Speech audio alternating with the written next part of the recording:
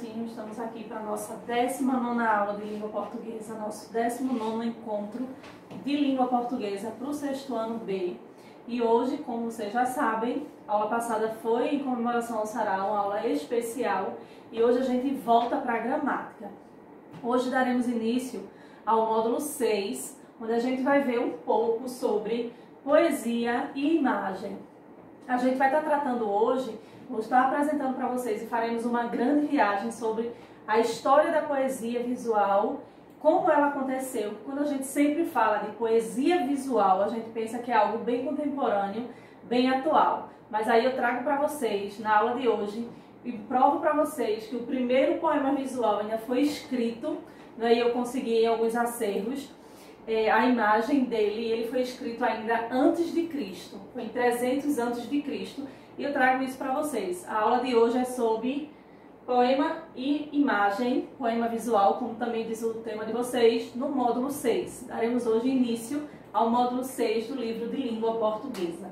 Agora, a gente vai estar vendo um pouco sobre estrutura, característica, origem e a função do poema de visual. Aqui eu trago o que é um poema visual, o que seria uma poesia visual, o que é um poema e essa mistura da escrita com a imagem, essa junção, né, da poesia mais a imagem. O que seria isso? Antes da gente começar a explicação e da gente ler aqui o slide para a gente somar com o que vocês já têm no livro, eu peço aqui, mais uma vez, como de costume, em todas as aulas, peguem um livro, peguem um caderno de vocês, para que assim vocês possam anotar os pontos que eu aqui trago, que não tem no livro, para a gente somar e ficar com conteúdo bem bacana e a gente conseguir, no final desse encontro, realizar as atividades que serão propostas. Aqui eu trago o que é um poema visual. Os poemas visuais, como o próprio nome diz, são produções literárias em que a imagem e a forma dele.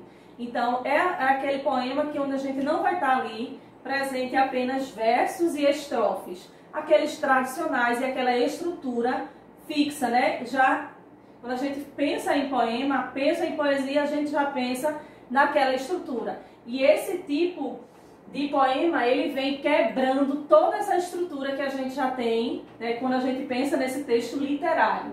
Por quê? Como o próprio nome diz, são produções literárias em que a imagem forma tudo que é capaz de ser captado pela visão. Ou seja, para que a gente possa compreender o contexto que o eu lírico quer dizer nesse tipo de poema, a gente tem que também observar a imagem, porque a imagem nos ajuda a compor o que o eu lírico quer falar. O que é que esse poema quer trazer para a gente. Então, poema visual, a gente tem que lembrar tanto do contexto, do que está escrito, mas a imagem, que por isso que diz que é poema e visual. A gente soma tudo e estuda agora nesse módulo 6. Poesia é expressão humana, independentemente do formato em que ele é apresentado. Quando a gente fala de poesia, a gente fala de texto literário, sempre sem ter o que dizer, sem pestanejar, né? Sem pensar em outra forma. Poesia é expressão humana, independentemente da sua estrutura. A gente sabe que o poema ele surgiu da poesia e é por isso que o tema é poema visual e a gente estuda também um pouco sobre poesia, ok? Então ele é formado e o formato desse texto, desse gênero, desse poema, ele nos ajuda muito a compreender o que ele quer nos passar. No próximo slide a gente vai ver o seguinte: por isso mesmo, a poesia visual, sempre que pensar nesse gênero, a gente tem que pensar no texto literário mais o visual. O que seria o visual? Seria a imagem que vem ali nos ajudando, tá? E eu trago alguns exemplos na aula de hoje, no livro de vocês também tem 2 ou 3 exemplos e a gente vai ver aí como é que faz. E vocês vão compreender e conseguir disseminar o texto literário tradicional, né, com aquela estrutura em versos e estrofes, para um poema visual, que se utiliza de diversos recursos não formais. Por que são recursos não formais? Porque a gente não vai estar ali usando a linguagem verbal, a gente vai estar fazendo muito uso da linguagem não verbal também, para expressar mais diversas situações. Pode haver poemas de efeitos de sonoridades, de movimentos ou até de ausência de linguagem verbal. Quando a gente fala de poesia visual, eu digo isso, que a imagem é a junção do texto, mais a imagem, é por isso que eu coloquei aqui, que alguns poemas visuais a gente vai perceber a questão do movimento, de uma linguagem, de uma sonoridade totalmente diferente do tradicional texto literário. Contudo, não existe uma forma fixa. Quando a gente fala de poema visual, nada é fixo, porque ali a gente vai estar tendo a junção dessas duas linguagens. O autor é livre para escolher quaisquer recursos que ele queiram representar. Se ele está falando sobre um bom café, se ele está falando de algo da natureza, se eu falo de café no meu texto visual, eu posso sim escrever os meus versos ali, compondo a imagem de uma xícara, de uma fumaça subindo, de um bule, como era tão comum antigamente na hora de café a gente ter o bule. Se eu estiver escrevendo sobre um poema visual sobre a natureza, eu posso muito bem compor ali o meu poema em um formato de uma flor, de uma árvore, de algo que associa aí a natureza, ok? Então é sempre essa junção da escrita com a imagem. Então, poesia visual, ele aí é a mistura, tá? Tanto da sonoridade, da rima e da imagem. O que é que a gente vai ver agora além disso? A gente vai ver agora aqui alguns exemplos, né? Como eu falei para vocês, que ele tem aqui um exemplo de fome. E aqui ele usa muito o formato fome, aí até o M, até o F. Como. Aí existe a resposta, a fome e eu como. Ok? Então aí ele usou, e percebam que aqui são versos, mas eles estão distribuídos de uma forma que não é comum nos versos do texto literário tradicional, ou do poema, ou do soneto, ou de uma prosa. Ele é totalmente visual e percebam que sua estrutura é bem diferente. No próximo exemplo agora, a gente vai ver o seguinte. Aqui eu tenho um poema onde ele diz Deus. Aí a gente vai parar para ler aqui os versos e a gente vê que o que ele está querendo dizer nos versos é tudo aquilo que para ele é o significado de Deus. O que é Deus para esse autor, o que é Deus para ele. Como trata-se de um poema visual, os versos eles foram distribuídos aqui desta forma. Ok? Então isso aqui é um exemplo vivo de um poema visual. Aí aqui ele colocou Deus, divino criador de todas as coisas, benevolente, eterno, infinito e onipotente, único, onisciente e onipotente. Aí aqui, suprema essência e sapiência. Percebam que ele disse aí vários versos que fazem menção a Deus, e como se trata de um poema visual, ele usou a própria palavra Deus para compor os seus versos, e esse é um dos exemplos, não é, como vocês podem ver aí, na abertura do módulo 6, a gente tem outros exemplos de poema visual, e eu trouxe aqui esse mais dois para a gente somar aí, para que a gente possa tirar aí possíveis dúvidas de vocês. Aqui eu coloquei um pouco sobre a origem da poesia visual e um pouco sobre a história. Como eu falei para vocês lá no início dessa aula, a gente quando fala de poesia visual, de poema visual, a gente pensa em algo muito contemporâneo, bem próximo a nós, algo bem comum, não é? Mas aí, ao longo das pesquisas que a gente vai fazendo, a gente descobre que a poesia visual, ela surgiu lá em 300 a.C., foi um poema totalmente uma estrutura de um ovo, onde ele se falava sobre o ovo, e o poeta, ele escreveu todos os versos ali, compondo aquela imagem. Então a gente já sabe que a história da poesia, ela é bem antiga, não é nada contemporâneo. Eu consegui a imagem desse poema para vocês, e vocês vão ver aqui ao longo, e agora eu vou contar um pouquinho para vocês sobre a história da poesia visual. Poesia visual ganhou destaque internacionalmente apenas na época do modernismo. A gente sabe que foi nesse período que ela ganhou o seu destaque, mas o que é que a gente não pode pensar? Que ele conseguiu ali, que ele surgiu, e que nesse movimento literário foi que ele conseguiu o seu auge, o seu destaque perante todos os movimentos literários. Ou seja, foi algo bem recente. Neste movimento literário surgiu após esse período, revolucionando todo o modo de se fazer a arte, seja na música, seja na pintura ou na literatura. Quando a gente fala do movimento modernismo, a gente sabe que é algo bem moderno, como o próprio nome do movimento diz, que foi nesse período que aí começaram a surgir também na poesia e no poema os versos brancos e os versos livres, que são aqueles que não há necessidade de rima. Porém, neste momento aí literário, nesse período, é que a poesia ela conseguiu seu auge, o maior destaque, e as pessoas começaram a assimilar e reconhecer este tipo de literatura como uma obra literária. Mas aí a gente sabe que não foi neste período que ela aconteceu e que ela surgiu.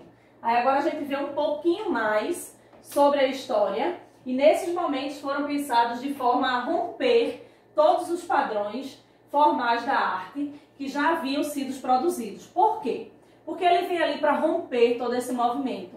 Porque até o modernismo a gente tinha aquele padrão de obra literária, né, de obra lírica, porque sempre estavam estruturados em versos e estrofes, eram poemas com versos, com rimas, com a questão da métrica sempre bem padronizada. O único que ali tinha sua estrutura fixa, como a gente sabe, é o soneto, mas a estrutura dos poemas sempre estariam em versos e estrofes. Nesse período veio o poema visual e rompeu tudo que era tradição, tudo que era de comum nesse tipo de texto, que ele veio trazendo a imagem também para compor e para conseguir sensibilizar o leitor, trouxe a imagem para ajudar a tocar o leitor e fazer com que as pessoas ainda mais compreendessem aquilo que o autor está querendo dizer. Aí aqui a gente tem as formas de poesia visual ganharam força, pois são uma forma de expressão livre. Quando a gente fala de expressões livres, porque nesse tipo de poema a gente não tem a obrigatoriedade da rima, uma vez que os versos eles não são organizados com o tradicional texto poético. Ainda mais um pouquinho sobre aí o tipo e o mais antigo poema visual, como eu já citei aqui, que surgiu ali em 300 anos antes de Cristo, esse poema, que diz o seguinte: surpreendentemente, o poema visual mais antigo que se tem conhecimento é o do Ovo, a obra Ovo, de Simonias Rhodes, antes de Cristo, 300 antes de Cristo, e muitas pessoas ainda acreditavam que foi ali no período modernismo que ele teve ali o seu início. Naquele período ele conseguiu o ápice, né? Ele teve o maior destaque e conseguiu assim ter um conceito sobre ele. Mas aqui a gente tem a prova de que o poema visual ele é muito antigo, é em 300 antes de Cristo que esse poema aí, em formato de ovo, onde o seu título é o ovo, é uma forma de poema em que discorre sobre um ovo, e que o poema foi feito em formato do ovo. Este poema era uma espécie, né, de um texto literário, que como foi o primeiro, ele foi um texto literário que traz ali o seu formato do que ele fala. Como ele falava do ovo, aí ele tinha ali a sua estrutura e a sua imagem, o seu desenho de ovo também. Agora a gente vai ver o seguinte. Aqui, ó, tá o primeiro, ou seja, um dos primeiros poemas visuais da história, assim, do que a gente tem marcado como história. Esse é o poema Ovo. Percebam aqui, não é, o seu formato, e ele tá aqui, ó, 300 antes de Cristo. Então, quando a gente falar de poema visual, é errado a gente pensar que é algo contemporâneo, que é algo novo, que é algo depois do modernismo, e a gente tem aqui a prova, e eu consegui essa imagem para trazer para vocês, para a gente ver que não é algo nada novo. Então, poesia visual é tudo isso, é a escrita mais a imagem, e a gente vai ali juntando para compor esse tipo de poema.